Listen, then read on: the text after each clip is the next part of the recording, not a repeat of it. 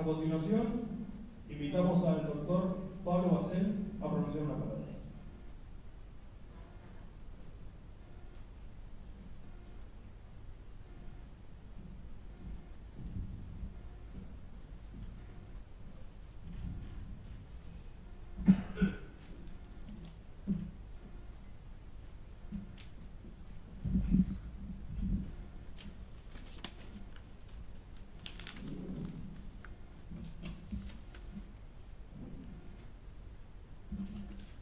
Bueno, ¿me escuchan?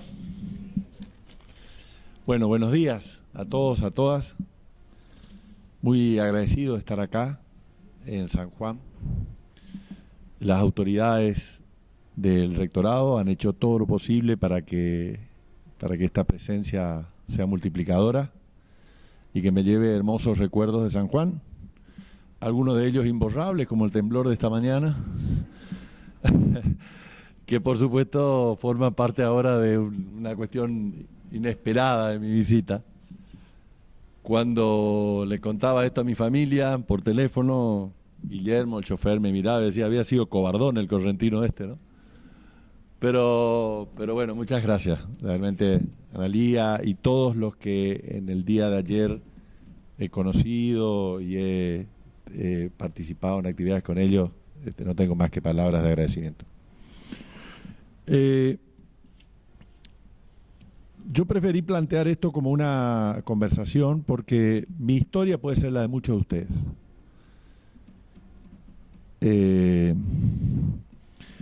Yo era secretario de Derechos Humanos de Corrientes entre el año 2004 y 2008. En mi provincia el colectivo de excombatientes tiene una presencia enorme. 1876 correntinos participaron en Malvinas. En relación al número de habitantes en la provincia, que por ese momento tenía 500.000 habitantes aproximadamente, es la provincia que mayor cantidad de sus hijos aportó a la causa Malvinas, algo muy parecido con Chaco, que tiene también una cantidad de soldados parecidos en número y de habitantes. 3.000 bonaerenses se fueron a Malvinas, para entender, pero ya Buenos Aires es una provincia de 17 millones de habitantes. En el agosto se estrenaba la película Iluminados por el Fuego, del hoy ministro de Cultura, Tristan Bauer, y yo organicé el estreno nacional en un cine, alquilé un cine e invité a todos los combatientes que quisieran venir. La verdad que fue un impacto emocional muy grande, porque uno podía ver los protagonistas de las películas luego al lado de uno, ¿no? Más viejos, más gordos, más pelados, con su familia, sus hijos, sus nietos algunos, pero era una íntima unión entre pantallas y sillas. Y ahí aparece la escena de un soldado torturado por sus propios jefes. Y la verdad es que el cine de Hollywood nos ha preparado para ver las tropelías que un ejército vencedor hace del enemigo, o aún un ejército imperial hace sobre una población vencida. Pero pocas veces el cine muestra crímenes cometidos contra la propia tropa, ¿no? Sobre todo por este concepto de que la unidad de los soldados, el cuidado colectivo de soldados que están arriesgando su vida y en consecuencia su país, su pueblo, su familia, su nación, hace que haya un espíritu de cuerpo que permitiera soportar esas circunstancias de la mejor manera. A partir de ahí, lo que yo pensaba que iba a ser una cena, un asado de rigor posterior, casi cholulo, entre director, actores y protagonistas de la película, se transformó en una ambición de saber y de conocer lo que había pasado en Malvinas de mi parte, porque en la misma cena posterior le pregunté ¿qué te pareció la película? Y específicamente esa escena, y varios de los soldados me dijeron la película es muy buena pero se queda corto. Y yo me acordé de aquella vieja canción popular que dice que las cosas se cuentan solo hay que saber mirar. Entonces empecé a preguntar en este enorme colectivo correntino y ahí me fueron contando. Hubo que vencer mucho silencio, Durante 2 años recorrí la provincia buscando casos, hablando. Finalmente, 23 de ellos estuvieron dispuestos a hablar, los filmé, los registré y yo sistematicé la presentación en forma de denuncia. Porque cuando uno está en la función pública no hace lo que quiere ni lo que puede, sino tiene que hacer lo que se debe, decía alguien que pasó por acá, liberando América, mi comprovinciano José de San Martín, gobernador de Mendoza. 15 soldados daban cuenta de haber sido testigos de torturas de soldados, 5 habían sido torturados en Malvinas, varios me daban cuenta de la muerte de 2 soldados correntinos por hambre, otros me contaban el asesinato de un soldado correntino por una disputa con su cabo en el baño de la unidad militar antes de ir a Malvinas, y que luego el cabo solucionó ese diferendo con una ametralladora. Esta presentación, tomar estos testimonios me llevaron 2 años, desde el momento del cine, 8 de agosto del 2005, hasta el momento de la presentación, que en estos días, la semana que viene, se cumplen 15 años. 15 años buscando justicia. Primero, ¿por qué la dificultad? Y acá pasa algo de lo que tenemos que entender de Malvinas, la desmalvinización.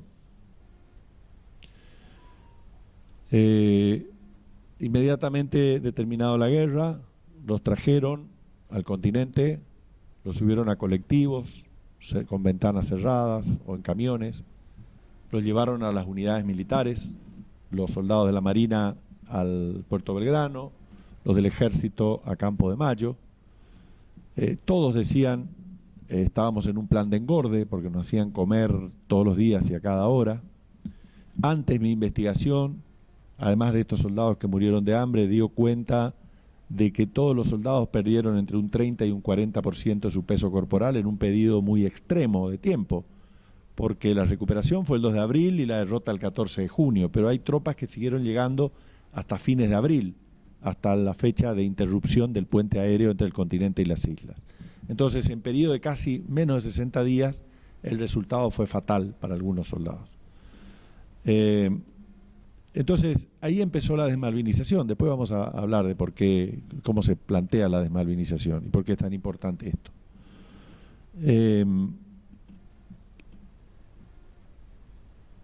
La solución planteada fue la de no hablar de Malvinas. Malvinas resumía, en primer lugar, las contradicciones de los argentinos, ¿no? Aquellos que habían ido a avivar a Galtieri, otros que expresaron su amor por la dictadura, otros que habían sostenido los planes de hambre, de patria financiera y de ultraliberalismo de Martínez de Oz y toda su escuela de Chicago. El 2 de abril se levantaron antiimperialistas. Otros que pensaron que la guerra era una cuestión de un gran River Boca que se medía en vez de goles por barcos hundidos o aviones caídos, olvidándose que en la guerra hay seres humanos. Yo coincido con Alberdi, aquello de que la guerra es un crimen y tal vez el mayor crimen que el ser humano puede imaginar cometerlo contra otros seres humanos. Luego ha sido tanto la desmalvinización que los soldados me contaban que durante mucho tiempo no podían decir que eran combatientes de Malvinas cuando buscaban trabajo porque eran inmediatamente los locos de la guerra. Algo de eso mencionó el rector en su discurso, que felicito el contenido del mismo. Claro, ¿quién quiere tener un loco en la oficina, en el negocio, en la pyme, en la fábrica, en la industria, compañero de trabajo? Nadie. Entonces debían ocultar esa condición. Inclusive en el año 88, el gobernador Duhalde de la provincia de Buenos Aires eliminó la existencia del batallón, de la dirección de inteligencia de la policía de la provincia de Buenos Aires. Y a partir de ahí todo ese acervo documental pasó a ser el Archivo Provincial de la Memoria. Y ahí uno encuentra todos los enemigos públicos del país a los ojos de la inteligencia policial y militar en determinados momentos, ¿no? Entonces aparecen gremialistas, aparecen sacerdotes, políticos, oradores incendiarios, militantes, ¿no? Ya agrupados en distintas categorías como factor terrorista, factor subversivo, factor gremial, factor prensa. Y en septiembre del 82, los combatientes de Malvinas de La Plata, por ejemplo, empezaban a agruparse para pedir prótesis para los lesionados, becas, acceso a la universidad. Recordemos que la dictadura estableció grandes impedimentos, no solamente los aranceles, sino también la necesidad de dar exámenes de ingreso y tener cupo para ello.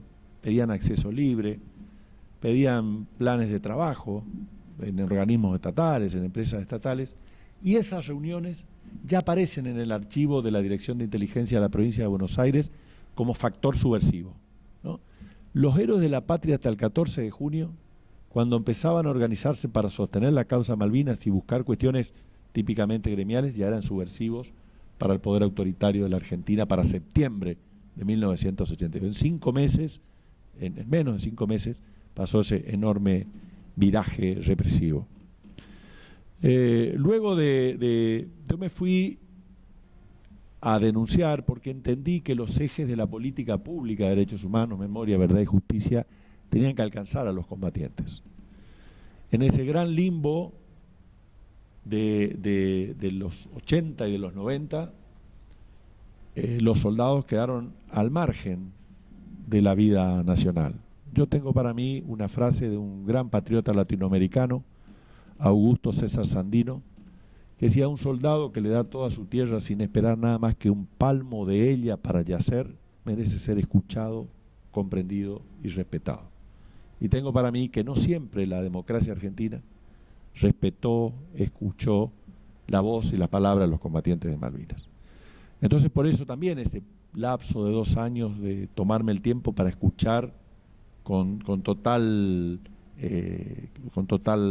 libertad y respetando los tiempos, ¿no? Las víctimas no hablan cuando deben, las víctimas hablan cuando pueden, ¿no? Y escuchar, esperar los tiempos de las víctimas es fundamental para entender lo que les pasa. Sabiendo además que el dolor de las víctimas siempre se mide en tiempo presente. Me pudieron haber chocado el auto hace 2 años. Puedo contar dentro de 10 años el temblor de San Juan como un dato histórico.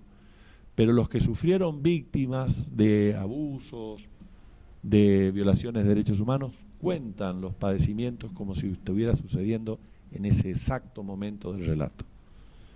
Entonces, yo le agregué a esos ejes de memoria, verdad y justicia, soberanía. Porque yo podía denunciar esto en el Juzgado Federal de Corrientes, que quedaba a 200 metros de mi oficina. O podía ir a los tribunales de Comodoro Pi, ¿no? Porque todos los provincianos sabemos que Dios está en todos lados, pero atiende en Buenos Aires. Allí se iba a encontrar repercusiones, prensa, facilidad para investigar. Pero fui al Juzgado Federal de Río Grande porque Malvinas es parte de la provincia de Tierra del Fuego, Antártida es isla del Atlántico Sur, y era para mí un acto de reivindicación de la soberanía argentina que un juez argentino aplicara la ley argentina por hechos que sucedieron en territorio argentino, cometido contra argentinas, lamentablemente perpetrado por argentinos. Quiero decir que después de caminar juntos en esta lucha con los combatientes de Malvinas de La Plata, acompañé la denuncia que ellos hicieron por crímenes de guerra contra soldados ingleses que fusilaron soldados argentinos que se rindieron en la contienda, cometiendo crímenes de guerra. Esto también es parte de la desmalvinización. La Cancillería Argentina nunca permitió que los pedidos de informe del Juzgado Federal Argentina llegaran a Gran Bretaña. Y tenemos para mí un escándalo, que es que Scotland Yard investigó estos crímenes y la justicia argentina no los haya investigado. Luego recorrí la Argentina buscando testimonios, dando charlas, conferencias, explicando, hablando y sumando nuevos compañeros de lucha, ¿no? Malvinas es una causa colectiva y como toda causa colectiva es una causa de muchos padres, de muchos brazos, de muchos protagonistas. Malvinas necesita los brazos de todos nosotros. Entonces allí aparecieron una enorme cantidad de personas de buena voluntad y deseosos de justicia y de militar la causa Malvinas, y se fueron sumando a esta búsqueda de justicia. Hoy, de hecho, esta causa es querellada por la Secretaría de Derechos Humanos de la Provincia de Buenos Aires, por la Comisión de la Memoria y por el Centro de Excombatientes de Malvinas de La Plata.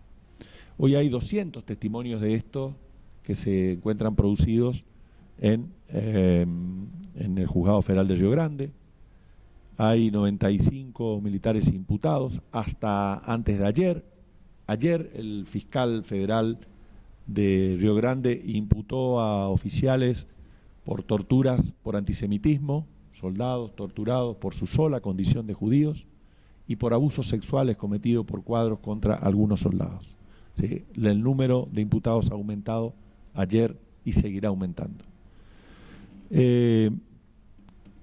La causa fue considerada de lesa humanidad por la magistrada interviniente, la Cámara de Comodoro confirmó, pasó a la Cámara de Casación, que dijo que eran crímenes comunes, esto fue en el año 2012, en el 2012 pasa a la Corte, y la Corte estuvo 3 años durmiendo esta causa, y en el 2015 resolvió en 3 renglones, literalmente 3 renglones. Yo digo que demoró 1 año para escribir cada renglón la Corte de estos temas, y decidió no expedirse sobre el fondo y sacarse el saco de encima, pese a que el procurador ante la Corte pidió que se consideren crímenes de lesa humanidad y que se investigue. Eso generó, esto fue en febrero del 2015, en el interín se presentaron a la causa amicus curiae, entre ellos la DAIA, por ejemplo, invocando la condición de judíos de muchos soldados, torturados por su condición de tales en pleno escenario bélico frente al enemigo inglés, y en el cual algunas de estas torturas se presentaron incluso bajo cañoneo enemigo. Luego de ese 2015, 15 días después, en la apertura del año parlamentario, la entonces presidenta Cristina Fernández se solidariza con los soldados y dice que va a acompañar en su reclamo ante la Comisión Interamericana de Derechos Humanos. Y como testimonios de ello, desclasifica todos los secretos de Malvinas. Yo tengo para mí ya a esta altura 3 grandes logros de esta causa. Lo primero, desde Freud para acá, sabemos que cuando lo indecible, lo indescriptible, lo terrible, lo siniestro, se pone en palabras, a partir de allí empieza la sanación de las personas. Entonces, esto permitió a muchos combatientes poner en palabras y romper el silencio que no habrían podido decir ni siquiera a sus familias lo que le habían pasado en Malvinas. Hay que entender que la tortura en ese escenario es un acto de poder, y yo lo asimilo mucho con lo que le pasó a una enorme cantidad de mujeres víctimas de violencia sexual, de abuso sexual, donde el goce del perpetrador, del violador, está en el sometimiento físico de la persona. Acá, por eso hay violaciones para personas de 90 años alojadas en geriátricos, inmovilizadas, de parapléjicos, de sordomudos en Mendoza, el caso tan aberrante de este asilo en Mendoza. Y con el caso de los que sufrieron vejámenes de todo tipo en Malvinas pasa algo parecido, ¿no? Es el poder el que somete de la manera muy arbitraria. Rita Segato, cuando analiza, se internó por meses en un pabellón de violadores en una cárcel de San Pablo y sacó una conclusión diciendo que el violador en realidad tiene un discurso moral, ¿no? Porque dice, vos no te portabas como mujer, usabas vestido corto, eras muy provocadora, ¿no? Hay un discurso moralista en el perpetrador sexual. Y acá el discurso moralista estaba dado en: te tuve que torturar, no obedecía mis órdenes, mataste una oveja y estaba prohibido, pediste comida a los ingleses y estaba prohibido, tomaste una lata de durazno y estaba prohibido, te quedaste con un paquete de galletitas y estaba prohibido, ¿no? Un discurso moralizante del acto de abuso de poder que hizo que se silenciaran los soldados por años. Desmalvinización, Todos los soldados me contaron que a su vuelta, por normativa militar, tuvieron que realizar un informe, esto también, oficiales y suboficiales, y inmediatamente eran recibidos por un oficial de inteligencia que le decía: de esto ni una palabra, ¿no? Vas a ser considerado traidor a la patria, te podemos hacer un consejo de guerra. Y hay que recordar que los jóvenes de 18 años en dictadura crecieron toda su adolescencia en dictadura.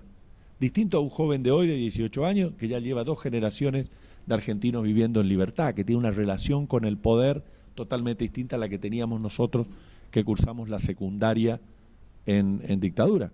A mí me echaron de un colegio secundario porque tenía el muy subversivo y terrorista objetivo de juntar fondos para ir a Bariloche a joder con mis compañeros. La formación de ese equipo de estudios generó, de ese equipo de alumnos para juntar plata, era un acto subversivo para las autoridades militares de 1981 y me echaron del colegio por eso y tuve que ir a terminar mis estudios en otro lado. Entonces, hoy esto no pasa, hay una relación con el poder de jóvenes que crecieron en libertad y en democracia totalmente distinta. Entonces, la desmalvinización, hacerlos responsables de la derrota y al mismo tiempo el silencio impuesto generó que por muchos años se callaran los combatientes de Malvinas. Hay un dato, no soy psicólogo, pero he conversado con muchos tratando de entender. Hay más muertos que participaron en Malvinas por suicidio que por acciones bélicas, ¿no? Hay una cifra cercana a los 500 combatientes que se suicidaron, ¿no? El suicidio es un acto colectivo. Uno se suicida cuando no hay lazos con la vida, con la familia, con la tierra, con la patria, con la cultura, con los amigos, con el barrio, con el club, que lo aten a la vida, ¿no? Entonces imaginemos el horror que vivieron estos compatriotas que encontraron en el suicidio la salida a su agobiante situación.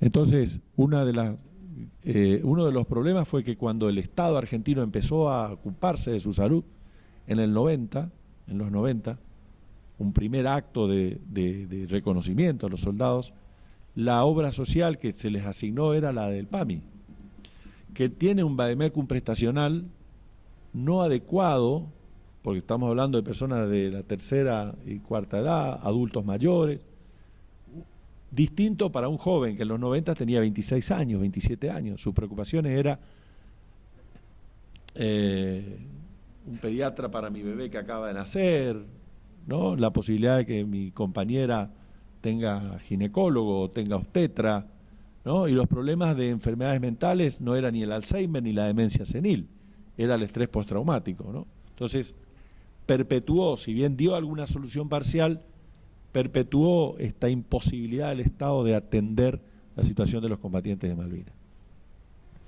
Luego de ese anuncio de la presidenta que nos iba a acompañar y de la desclasificación que realiza el 2 de abril del año 2015, la Corte saca una aclaratoria sobre la sentencia esta que había resuelto la situación en 3 renglones. La Corte en toda su historia, de 1863 hasta hoy, sacó 2 aclaratorias en toda su historia. Esta es una de ellas. Y dijo, bueno, yo resolví por una cuestión procesal. Cuando venga de vuelta el caso, voy a analizar. Ahí es que permitió seguir investigándose. A partir de ahí el Ministerio Público Fiscal derivó este caso en la unidad de Procuraduría de Crímenes contra la Humanidad y se siguió profundizando los estudios y las imputaciones, al extremo que, insisto, ayer se presentó estas imputaciones por torturas por antisemitismo y vejámenes sexuales. El segundo logro que tiene esta causa es que permitió que se desclasifique el informe Rattenbach. Recordemos que la dictadura, y bien terminado la guerra, crea una comisión que se llamaba pomposamente Comisión de Análisis y Evaluación de Responsabilidad del Conflicto del Atlántico Sur. CAERCAS era la abreviatura militar. Pero estaba a cargo del general más antiguo de las Fuerzas Armadas, un general de formación prusiana, teórico de la guerra, profesor de la Escuela de Guerra de varios países de América, de la Escuela de la Defensa Nacional, el general Rattenbach, y él preside una comisión que hace un informe que no escucha la voz de los combatientes, analiza solamente los informes de los oficiales y los suboficiales y termina con un informe lapidario diciendo Malvinas fue una aventura militar y política. En este punto del partido agrego que para mí nada nos alejó más de la recuperación de Malvinas que la guerra. Y después voy a avanzar en esto. Dice, y esto generó tal escándalo, fue publicado en una revista, 7 días, allá por agosto, septiembre del 83, a días de las elecciones que consagraría como presidente al doctor Alfonsín, y en ese momento la dictadura resuelve, junto con otras medidas, asegurar su impunidad y dispone el archivo de las actuaciones. Recordemos que por ese momento se dicta una ley de autoamnistía, por ese momento la dictadura ordena la destrucción de toda la documentación vinculada con la lucha antisubversiva y el destino de las personas desaparecidas, y como tercer paso ordena los archivos de todas estas actuaciones, que eran denuncias por crímenes cometidos por oficiales y suboficiales en Malvinas, los archiva. Entonces, con la desclasificación, el tercer logro, aparece toda esta documentación y todos aquellos que nosotros veníamos peleando desde Corrientes y ya de todo el país, empiezan a aparecer por un número impresionante de casos, ¿no? Por ejemplo, aparecen 197 casos de soldados desnutridos e imposibilitados de combatir por desnutrición extrema.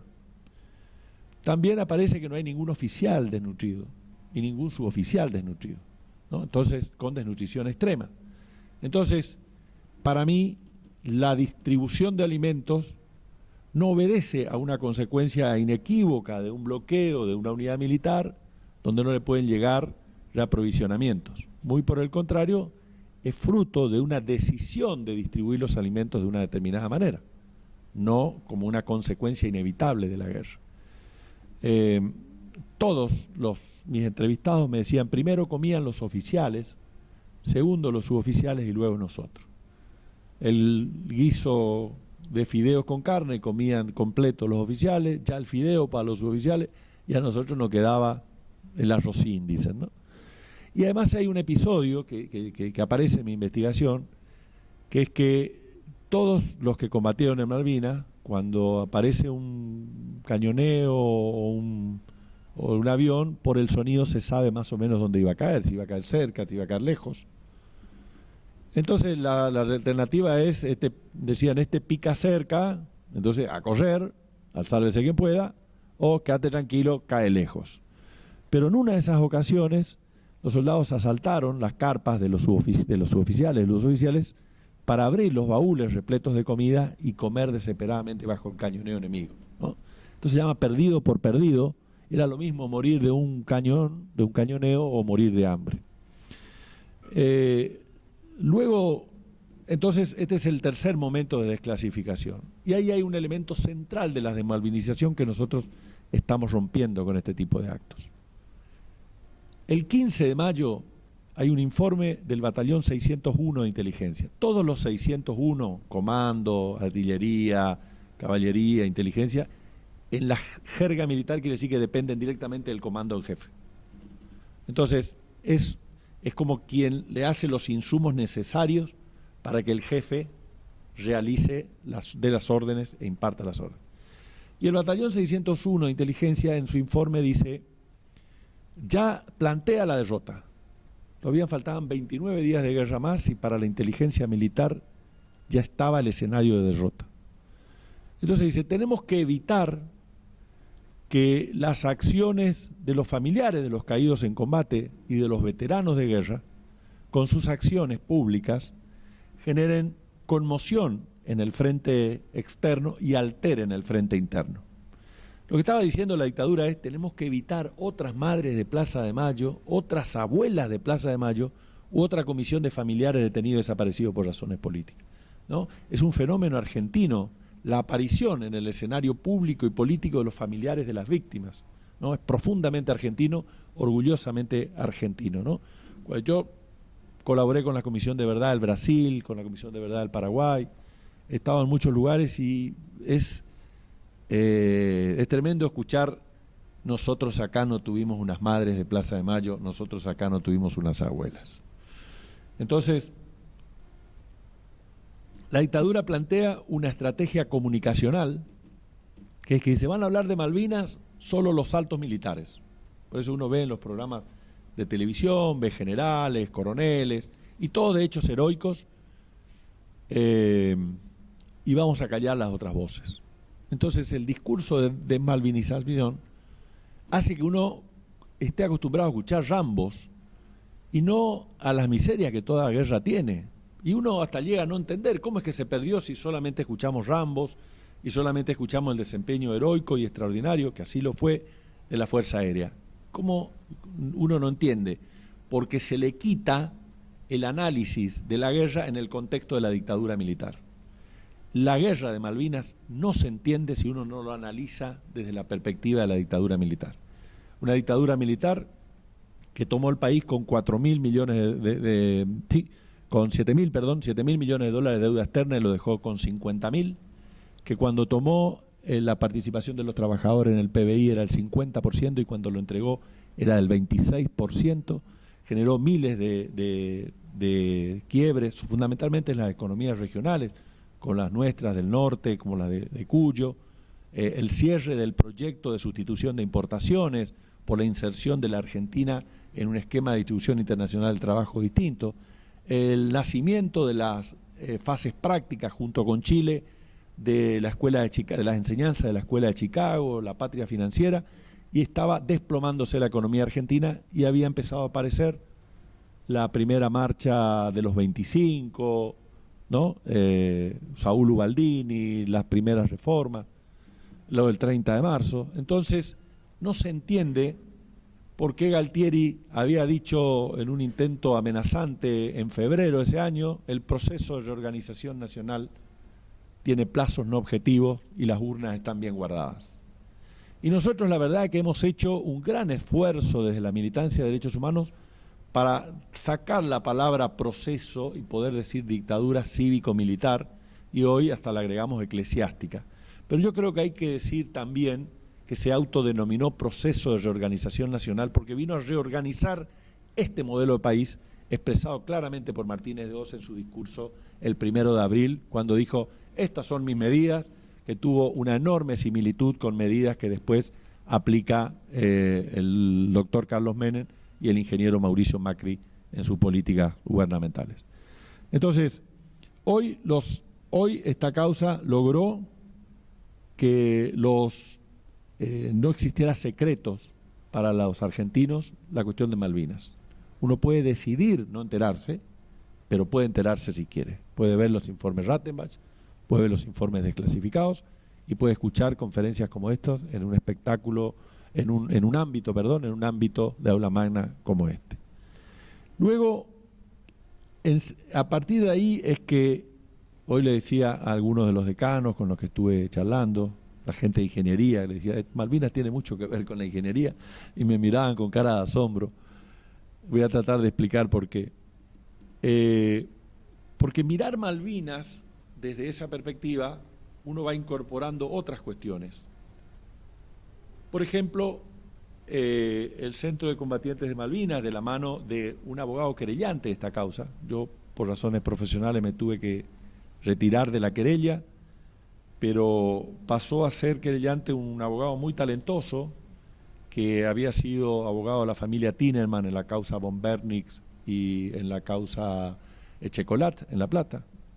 Me estoy refiriendo al doctor Alejo Ramos Padilla, hoy juez federal de Dolores, y ex de Dolores y ahora de La Plata, que él piensa la cuestión Malvinas desde 3 valores que el movimiento de derechos humanos ha consagrado: el derecho a la verdad, el derecho a la identidad, la lucha de las abuelas, y el derecho al duelo.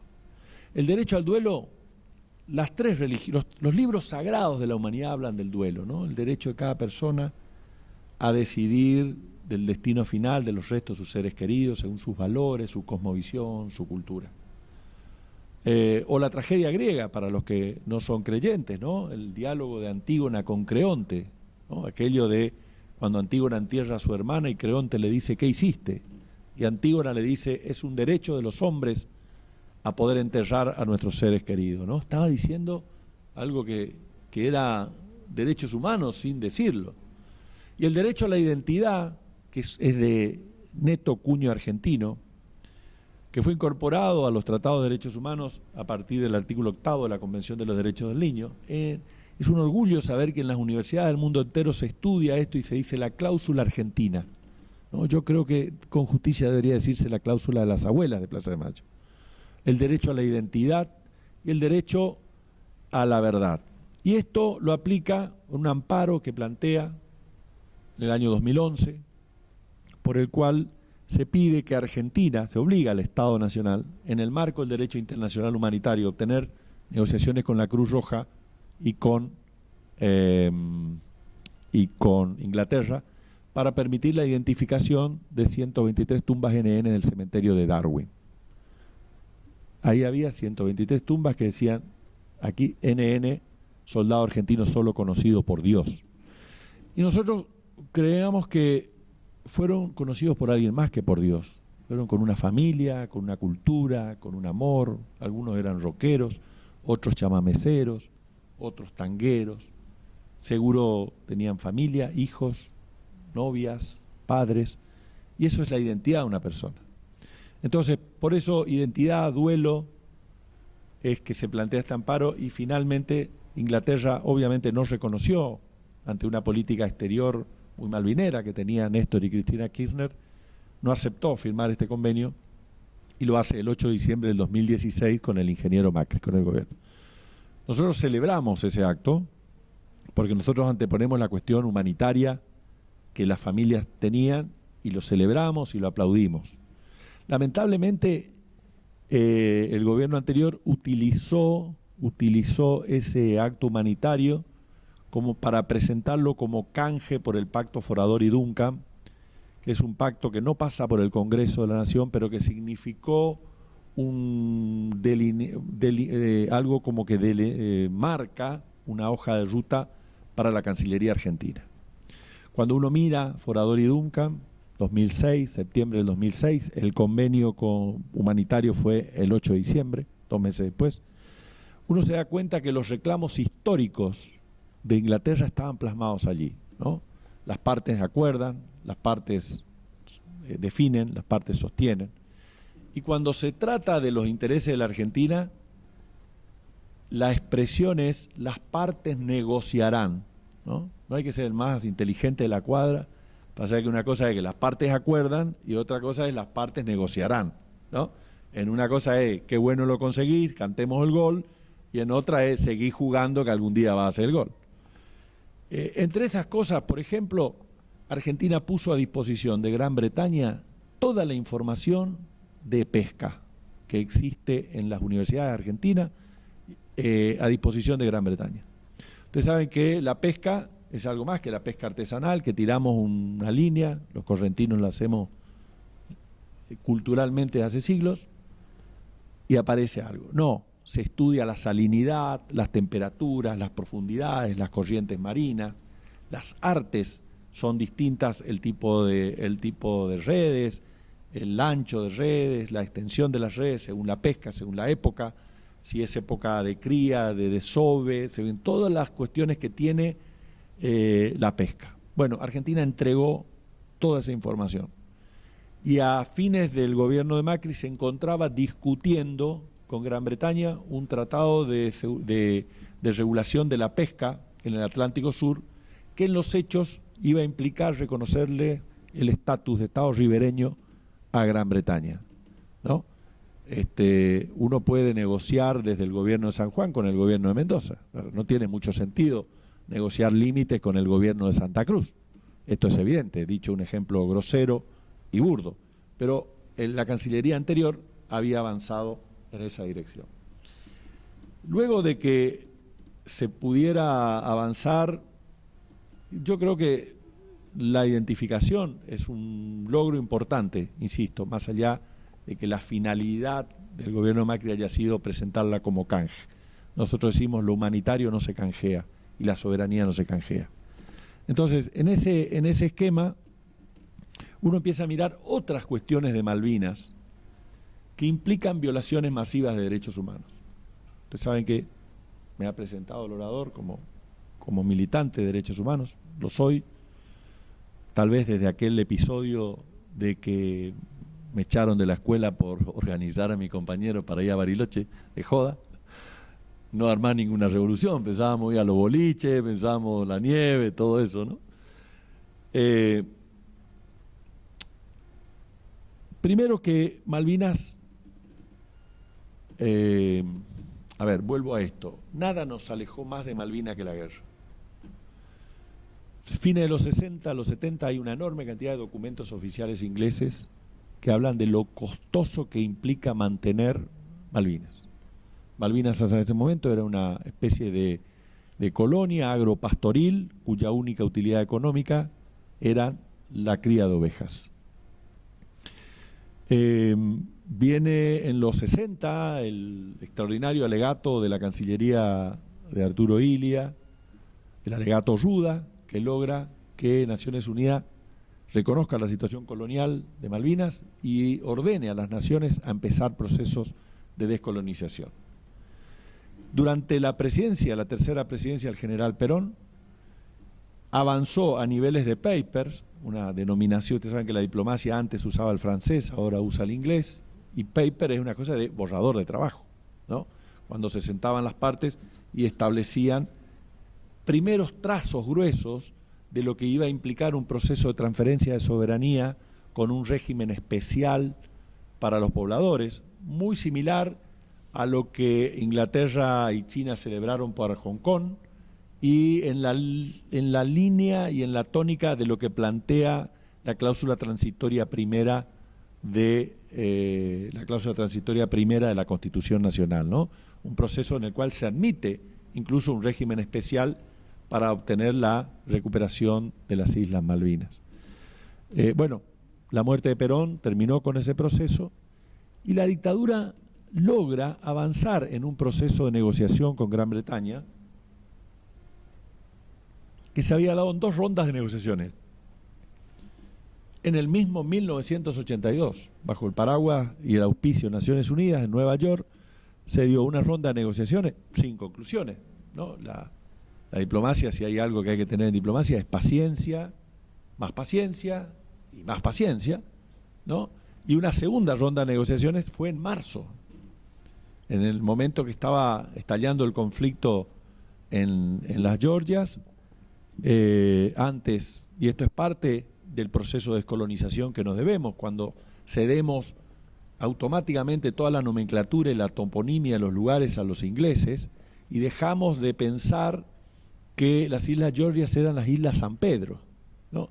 Hay un dato extraordinario, las Islas San Pedro, que llegaron a tener hospital, llegaron a tener fábricas, cementerios, escuelas, porque era un centro ballenero importante. Las Islas San Pedro, en el mismo momento que estallan las huelgas patagónicas en 1922, masacradas por disposición del gobierno de Hipólito Yrigoyen y el coronel Varela, en el mismo momento se instala en las Islas San Pedro el primer soviet del mundo, porque esa idea anarcosindicalista que recorría por la Patagonia Argentina en Santa Cruz también llega a San Pedro, ¿no? Y fue reprimida brutalmente, pero digo, como muestra de una conexión hasta de tiempos políticos en las Islas Georgias y en la Patagonia Argentina. Entonces,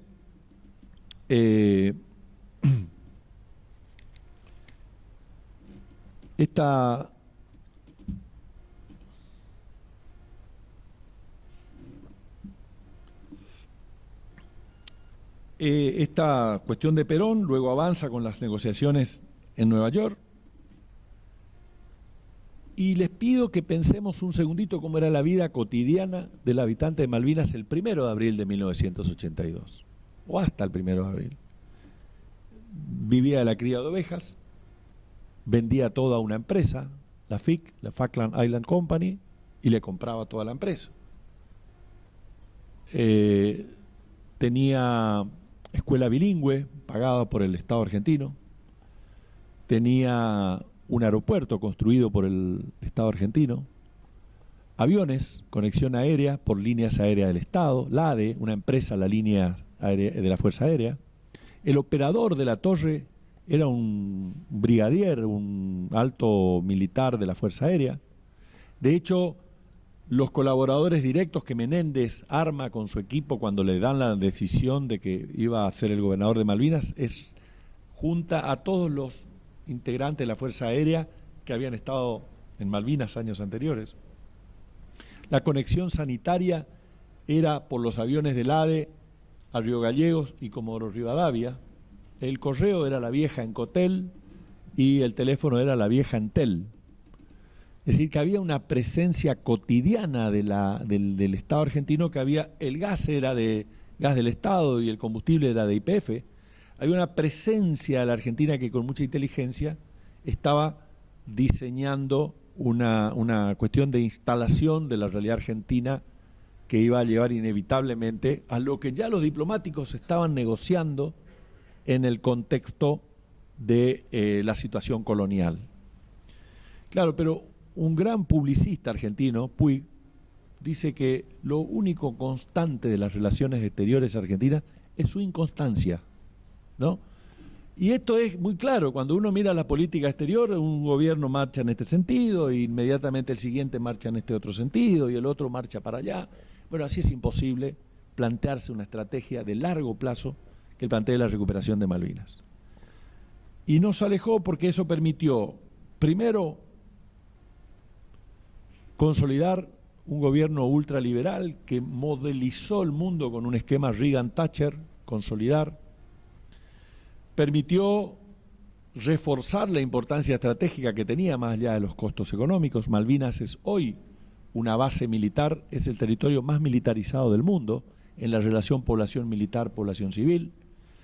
Gran Bretaña renovó el año pasado su arsenal misilístico, ¿no?, con capacidad de llegar a cualquier punto del territorio continental argentino misiles. Hoy mismo puede estallar acá un misil. Esto no es nuevo, como tampoco es nuevo el patrullaje de los submarinos nucleares, en violación al Tratado de No Proliferación de Armas Nucleares, el Tratado de Tlatelolco, que dice que América Latina es una zona de paz. El imperialismo mandó su submarino. El Conqueror, el que hunde el general Belgrano, es un submarino no cargado con armas nucleares, pero sí con propulsión nuclear, con lo que queda abierto el desastre nuclear. Y si faltaba algo conocer, tengo acá el discurso, tengo un artículo acá que recoge el discurso del canciller Cafiero hace 3 meses en el Comité de Desarme de Naciones Unidas en Ginebra. Es la confirmación absoluta de que Gran Bretaña llevó a Malvinas armas nucleares, ¿no? Dice el artículo, que lo hace un cuyano, el secretario de Malvinas, Guillermo Carmona, que es público, está en Infobae, y leo porque a mí no termina de serme suficiente los recursos dialécticos, humanos, pedagógicos, docentes para explicar la contundencia de este informe. El arsenal nuclear presente en la flota británica representaba una alta proporción del arsenal nuclear del Reino Unido. Consta la presencia de 31 armas nucleares y que las mismas fueran transportadas por las embarcaciones el portaaviones Hermes, 16, el portaaviones Invencible, 11, el Resource y el Fort Austin 2, que eran 2 naves de transporte militar. Además, constan algunos detalles de la redistribución del arsenal nuclear que realizaron los mandos británicos para evitar el fuego argentino. Y después habla además, el arsenal de carga de este armamento representan en su totalidad una potencia de entre 15,5 y 310 kilotones. Acá hay gente de la ingeniería que supongo que sabrá explicar mejor qué significa cada uno de estos kilotones. Pero a modo de referencia, la bomba de Hiroshima tuvo una potencia de 15 kilotones. Es decir, Argentina estuvo expuesta a una potencia media en kilotones equivalente a una o más bombas de Hiroshima, ¿no? Y termina la nota diciendo: el Reino Unido nos expuso a un escenario dantesco. Esta consolidación de la base militar no juega sola, ¿no? Así como en la humanidad estaban las grandes murallas que defendían, hoy los esquemas defensivos son bases que permiten comunicación en pocas horas. Esto hay que mirar en un mapa y pensar Diego García en el Índico, ¿no?, que es el caso opuesto al de Malvinas, donde la población se siente expulsada y dice queremos nuestra autodeterminación y queremos echar a los norteamericanos que se quedaron con la isla, al revés, con los ingleses que se quedaron en la isla y le alquilan a los norteamericanos. En Malvinas dicen lo opuesto, respetemos la autodeterminación de los pobladores porque es población implantada, y hay que analizar con Ascensión, que ya tuvo un rol en la guerra de Malvinas, con Tristán da Cunha, con Santa Elena y con algunas de las bases que están en el Caribe anglófono. Y al mismo tiempo, si uno mira hacia el Pacífico, más allá de la isla Diego Fernández, hay una base que es chilena, hay una base militar inglesa, ¿no? Entonces, en pocas horas los aviones de transporte militares pueden saturar de población militar de hacer falta. Entonces, cuando uno dice, bueno, ¿qué rol juegan estas bases? Bueno, primero, sostener las rutas de comunicación, de transporte de materia prima del sur al norte. Si uno piensa que llevar el petróleo de la península arábiga pasa por el Cabo de Buena Esperanza y llegar hasta el Golfo de México tarda 35 días el petrolero, pero ir desde Maracaibo, el lago Maracaibo, hasta el mismo lugar son 3 días, uno entiende el rol de los medios de transporte. Y si faltaba alguna explicación práctica de esto, hay que pensar el episodio del año pasado, donde un fantástico portacontenedores de 400 metros de eslora encalló y bloqueó el canal de Suez. El canal de Panamá tiene una capacidad determinada, no tiene de hecho hay hoy generaciones de portacontenedores más amplios que eso, no pueden pasar por el canal. A ellos les beneficia el cambio climático porque ya están recuperando rutas por el Ártico, antes imposible de usar, pero las naturales del sur siguen siendo el Estrecho de Magallanes, que une los dos Pacíficos. Hay una cuestión muy simple con esto. Yo esto una vez lo expliqué en una escuela rural en el medio de la cuña boscosa santafesina. Ustedes saben que la forestal inglesa, que es un modelo de economía extractivista en demasía, deforestó 2 millones de hectáreas de quebracho, árboles que tardan 100 años en crecer. Y claro, nunca encontré tanto entendimiento de estos conceptos como lo dije ahí, que es que si todo el mundo consumiera como España, que necesitaría para proveer materias primas 1,6 planeta de otro. No sé si me explico, ¿no? Tanta energía, tanto petróleo, tanto material, tantos insumos, 1,16 en España. Pero casi 6 planetas si todo el mundo consumiera como los Estados Unidos. Entonces eso necesitan asegurar las rutas de abastecimiento industrial de nuestros países que siguen en este esquema, pensándose como proveedores de materias primas y no de industrialización en nuestros lugares. Por eso el ataque a la política de sustitución de importaciones y por eso el ataque permanente a la industria nacional. Para poder sostener aquellos niveles de desarrollo necesitan que Zimbabue siga produciendo una necesidad planetaria de 0,10, Burundi de 0,8, ¿no? Zimbabue de 0,21, ¿no? No sé si soy claro en esta idea, ¿no? En la medida que sigamos generando rutas de comunicación y de transporte para seguir produciendo hacia allá. Voy a ir terminando para dar lugar a las preguntas. Malvinas hoy es una base que constituyeron el enorme desarrollo de la actividad económica colonial con la pesca, con licencias de pesca que depredan el mar argentino. Si uno quiere saber la magnitud, tiene que mirar el movimiento de entrada y salida de barco del puerto de Vigo, en España.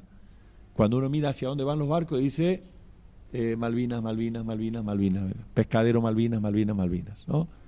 Cuando uno va a los restaurantes españoles y encuentra unos langostinos así de grandes y mira el lugar, son langostinos argentinos, que en la mesa los argentinos está prohibida. Y perdónenme, en esta universidad, ejemplos a veces sencillos para entender, pero yo nunca había, cuando me fui a estudiar a Buenos Aires, nunca había comido en mi vida pescado de mar, ni conocía el mar. Y a mí me maravillaban las milanesas de merluza con puré, que era una merluza que salía como 10 centímetros de cada plato, ¿no? Era una cosa así, una especie de zapatilla de Shaquille O'Neal, era una cosa así, grandísima. Y hoy cuando uno pide merluza le dan una especie de galletitas vainilla, ¿no? Porque la depredación ha avanzado a tal nivel que está afectando lo que el Papa Francisco dice nuestra casa común. Entonces, Malvinas garantiza niveles de vida a la población, de aquella población agropastoril de Malvinas a hoy a tener uno de los PBI más altos del mundo, similares a los de Kuwait, a los de Suiza, con alta calidad de vida a partir de la depredación pesquera. Afecta nuestro derecho al medio ambiente, derecho humano colectivo, nuestro derecho a la alimentación actual y futura. También a partir de ahí hay posibilidades de explotaciones de minerales. El petróleo no se ha explotado todavía porque en la medida que el costo del barril siga siendo superior al costo de producción en esa cuenca, no tiene sentido.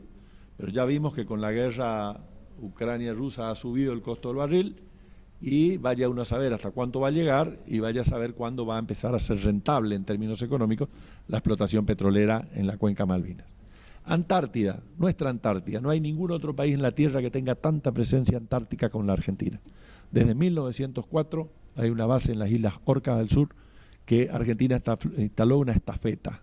Durante 2 años estuvo ahí un conscripto de 16 años, el soldado Acuña, poniendo sellos postales porque el sello postal era una marca de soberanía por aquellos tiempos. Luego vino el general Perón y el proyecto antártico del general Pujato, que permite una integración de una Argentina bicontinental, al extremo que en el año 50 se cambia la representación geográfica de las Malvinas y se muestra la Argentina bicontinental, ¿no? Yo soy de la generación que tomaba los mapas y había un cuadrito abajo y había una especie de porción de pizza que nos decían esta de la Antártida, ¿no? El mapa de Marcato. Y la verdad es que la dictadura en el 55 termina ese modelo de representación geográfica, que era una Europa, antes y después del mapa de Marcato, ¿no? Una Europa sobre representada, una África diminuta, raquítica, y cuando uno transforma el mapa en las dimensiones reales se da cuenta de otra perspectiva geopolítica territorial.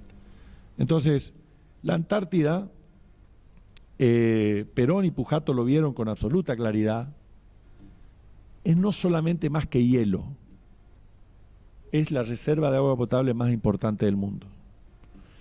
Claro, yo explicaba esto a los correntinos antes de la gran seca de este año. Recién el rector me mostraba el césped, me decía, mira, la seca, ¿no? La bajante del río Paraná está a niveles, ahora está creciendo, pero llegó a alcanzar a niveles inferiores a la bajante de 1944.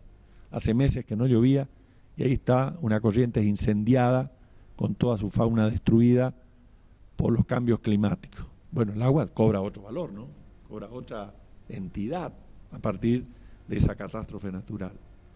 Pero además, en Malvinas, en la Antártida, hay minerales, hay gases, combustibles, y ya las farmacéuticas mundiales extraen de allí cerca de 200 productos medicinales, 200 patentes medicinales. Sabemos después de la pandemia que los laboratorios en esa gran lucha de intereses y geopolítica no son carmelitas descalzos, que le preocupan mucho la obtención de riqueza de la forma que sea, y ahí hay 200 patentes medicinales que se extraen de los extremófilos, ¿no? Estos microorganismos que se aprendieron a vivir por el frío y generan hoy utilidad para la industria farmacéutica. Entonces la Antártida es negocios, riqueza, trabajo para los argentinos. No solo ciencia, no solo investigación, bienvenido sea, pero es también riqueza para los argentinos.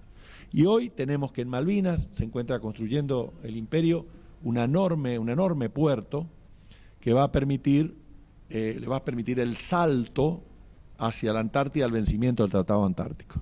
Inglaterra tiene pretensiones territoriales, todos sabemos que el Tratado Antártico congela las pretensiones territoriales, tiene pretensiones similares a las que colisionan con Argentina y con Chile. Y en enero lo tuvimos al al ministro de Defensa Tayana y a la gente de la Cancillería inaugurando las obras del polo antártico del puerto de Ushuaia, ¿no?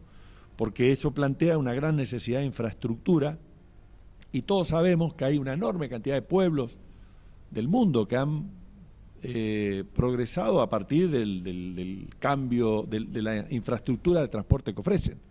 Ahí está Punta Arenas, una ciudad que creció al ladito del territorio argentino, cerquita del Río Gallego, a unos 300 kilómetros, abasteciendo buques en el paso interoceánico, o un ejemplo más moderno de los aeropuertos de Dubái y Qatar, que crecieron ofreciendo petróleo más barato para los aviones, y ahí tienen un fantástico hub de aeronavegación.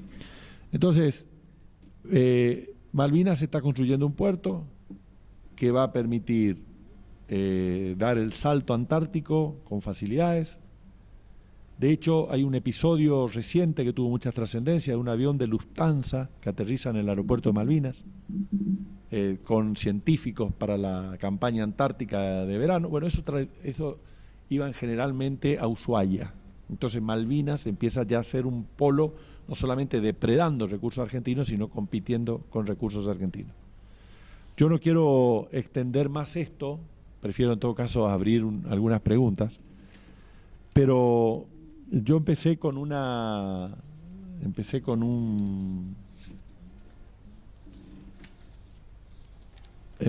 cuestión de derechos humanos. He hablado todo el tiempo de derechos humanos, de nuestro derecho a la integración, de nuestro derecho a la autodeterminación, de nuestro derecho a la soberanía, de nuestro derecho a la paz, de nuestro derecho al medio ambiente, nuestra casa común, dice el Papa Francisco.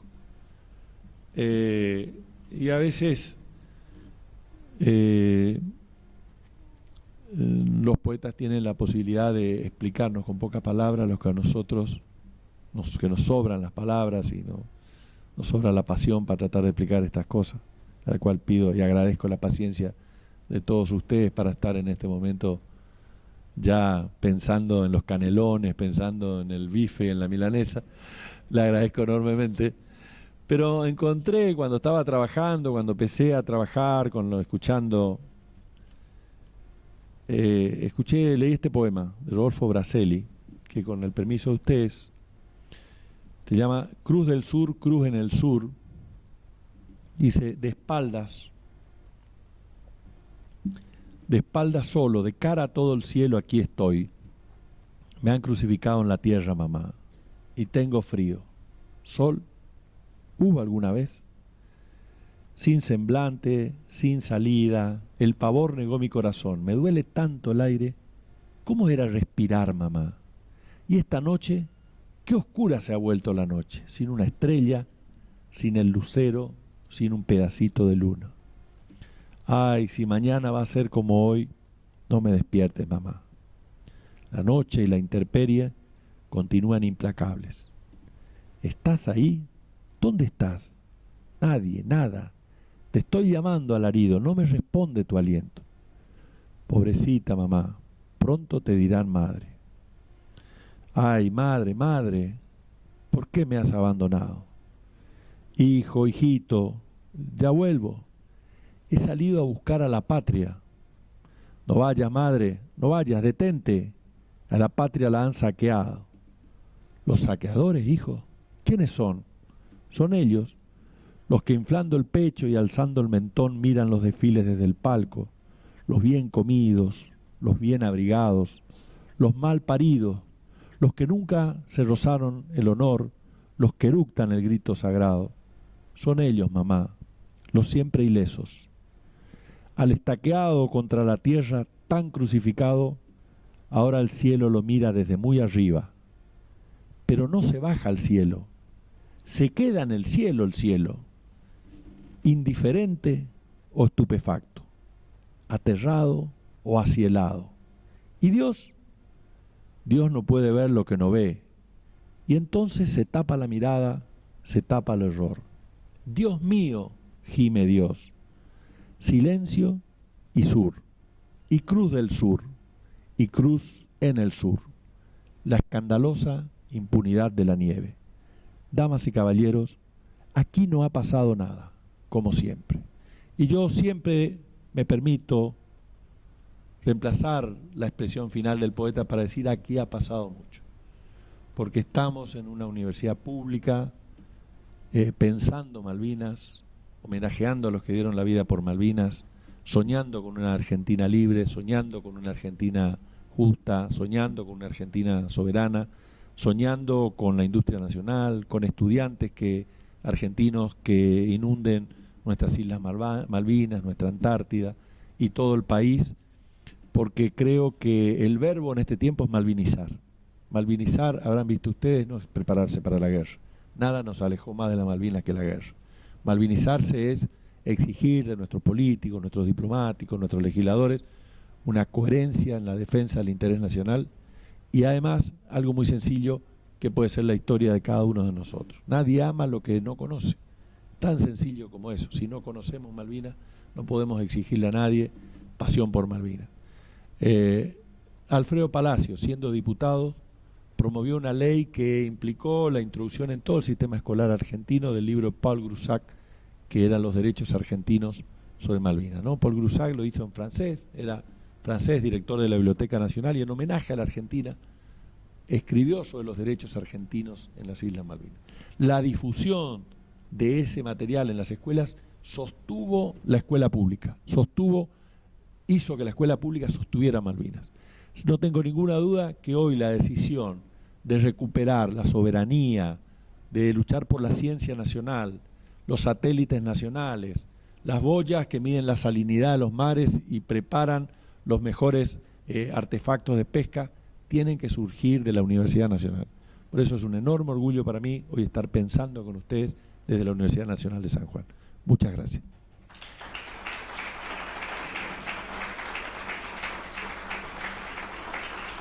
Gracias. Gracias.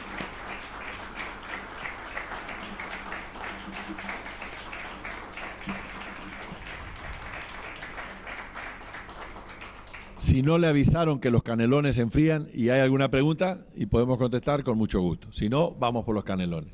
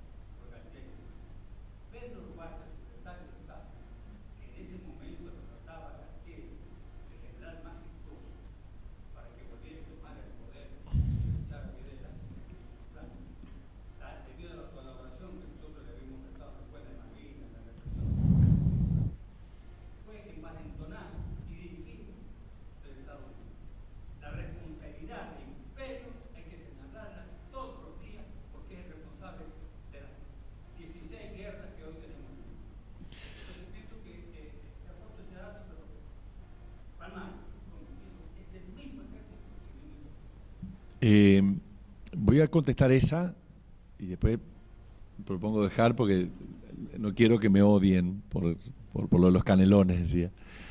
Y estoy seguro que hoy la gente con quien hablé antes de entrar acá, gente de la ingeniería, se van a ir un tanto frustrados porque yo le dije que esto tiene mucho de ingeniería. Y me permito simplemente citarles que el Centro de Combatientes de Malvinas celebró un convenio con la Universidad Nacional de La Plata, que los invito a conocer, que es el Instituto de Políticas Soberanas Malvinas, donde se analiza las cuestiones centrales de la universidad desde una perspectiva de soberanía, ¿no? Entonces ahí hay, por ejemplo, desde ese lugar salieron las baterías para alimentar el tronador, salieron algunas cuestiones con el litio, salieron algunas cuestiones con las boyas que miden la salinidad del mar, la profundidad del mar, cuestiones de la pesca. Es decir, la universidad tiene un rol central. Pido disculpas, porque no me pude avanzar mucho en ese tema. Tal vez sea la excusa que encontré para que me inviten de vuelta. Pero les invito a conocer ese trabajo que es tan extraordinario. Es el único que hay una universidad con un colectivo de combatientes que piensa, que, por ejemplo, el que dirige todo el subdirector es Mario Volpe, que integra el Consejo Académico Malvinas de la Universidad de La Plata, de la Universidad de San Martín, del Instituto Patria y de otras tantas unidades académicas de pensar la soberanía nacional. Una sola respuesta para entender esto, porque si no pensamos que las cuestiones de esta arbitrariedad, la tortura, la muerte, la desaparición, fue obra de algún loco y pasa lo que nos enseñaron las compañeras feministas, ¿no? No nos sirve decir manada, jauría de chacales violadores. Son seres humanos que surgieron a veces de nuestro barrio, que compartíamos las escuelas, que su hijo es compañero de mi hijo, que comparte nuestro entorno, ¿no? Es una matriz de machismo patriarcal que permite que eso pase. Bueno, ¿qué pasó con estas Fuerzas Armadas? Las Fuerzas Armadas en el año 55 abandonaron la doctrina de la defensa nacional, una concepción que nos dio grandes militares para la patria. El petróleo argentino, el director de aviación militar del ejército era Mosconi. Un día para un desfile dijo, vamos a sacar los aviones.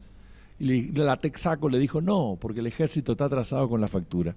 Si nos paga, le damos el combustible.